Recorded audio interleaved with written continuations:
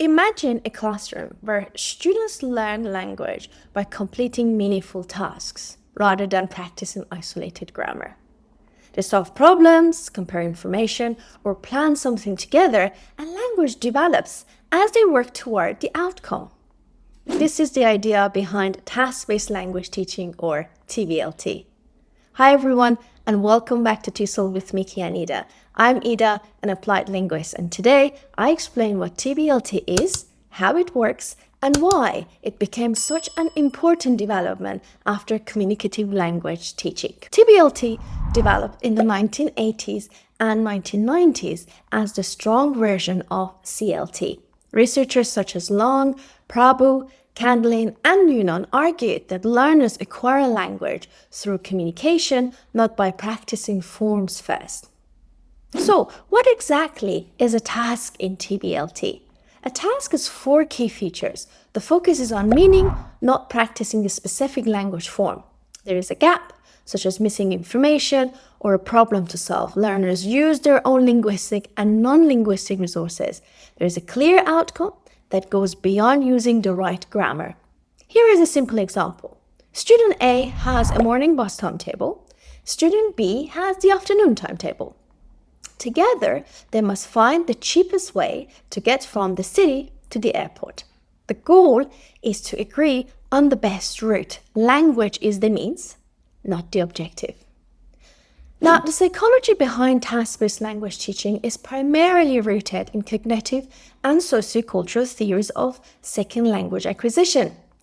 Psychological foundations include cognitive psychology, principles such as attention and noticing, information processing and working memory, learning by doing, and hypothesis formulation and testing. There are also sociocultural theories, principles such as zone of proximal development, or ZPD, scaffolding and collaborative learning and internalization. And finally, affective and motivational factors, motivation and engagement, and reduce anxiety, for example. So in essence, TBLT is psychologically sound because it mirrors naturalistic language acquisition processes, leveraging both individual cognitive processes and social interaction. We will actually talk more about the naturalistic approach in our upcoming episodes, so stay tuned. Now, TBLT draws strongly on second language acquisition research.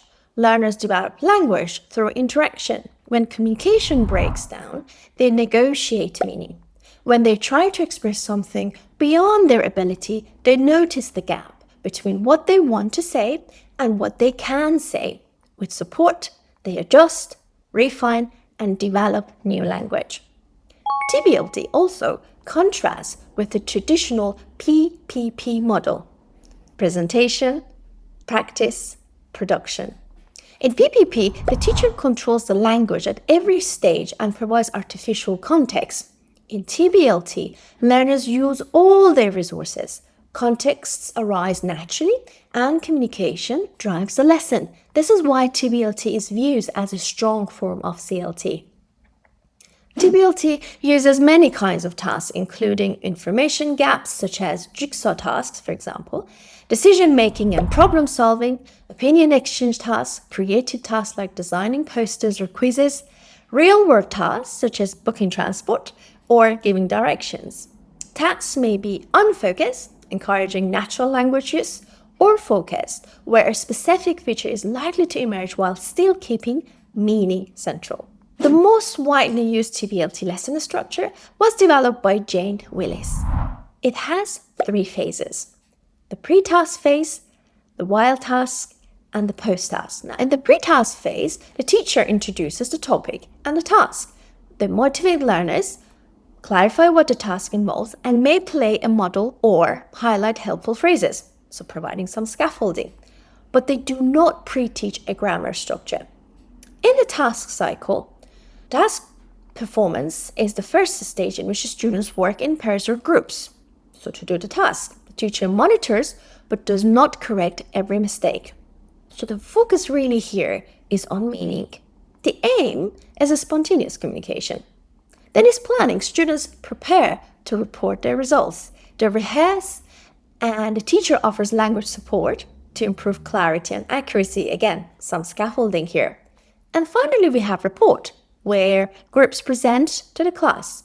Others listen for a purpose, such as comparing solutions. So again, here the focus is also on meaning.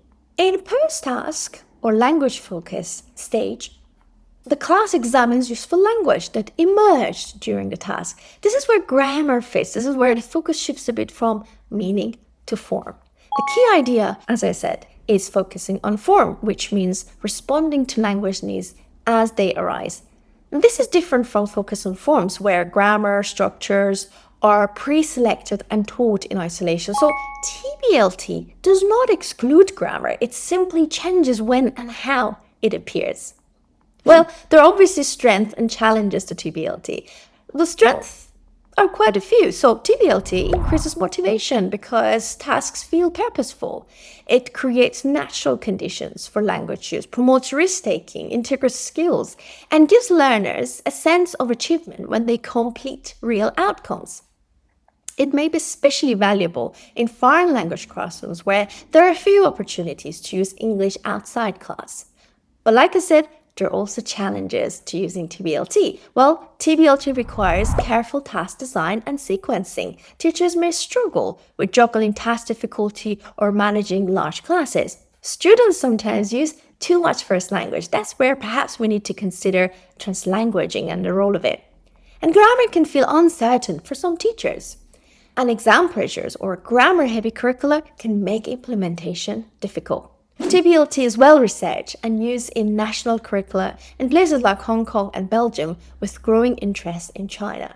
It integrates easily with project work, content-based learning, and digital tools, including online collaborative tasks. The key idea is simple. Language is best learned by using it to achieve meaningful goals.